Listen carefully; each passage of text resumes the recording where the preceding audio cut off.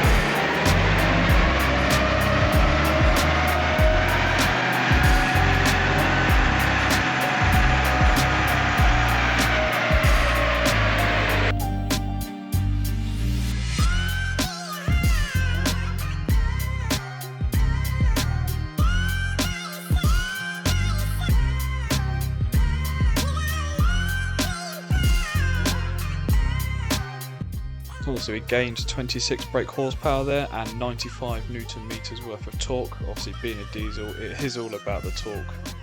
Quite a crazy difference on the torque spec. I'm now going at 20 mile an hour. Let's see how she does.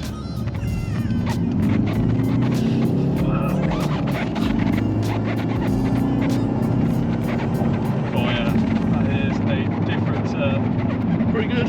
Still pulling, still pulling. So much difference. Just feel that you can pull it more, can't you? Oh, 100%. Yeah.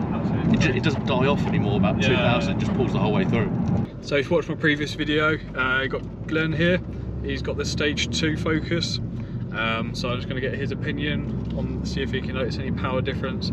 He drove it while it was stock. Oh god, yeah, as a passenger. Jesus. Yeah, no, I didn't pin you in a seat like that before. Definitely different than stock. You can feel it just pulls. I said before, it just goes the whole way through the rev range. It doesn't die off at about 2.8, goes all the way back to about 4.5. Yeah. There's a simple map on a standard car. Can't beat it, to be honest. Yeah. One of the more efficient money for horsepower gains.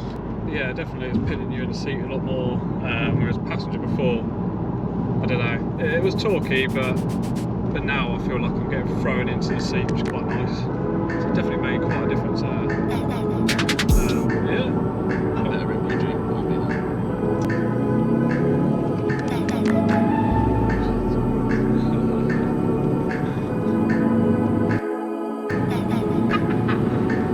Better? Much better.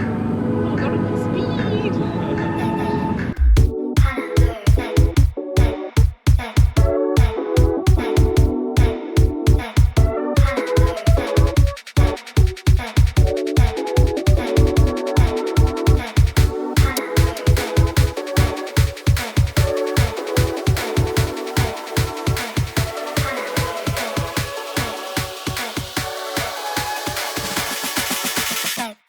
pretty good day.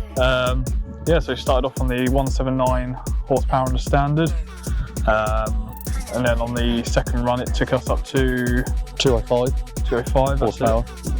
Standard torque for the first run was 298, and then I think it went up to about 340. Like that. So that is put quite pounds, incredible not difference. Newton meters.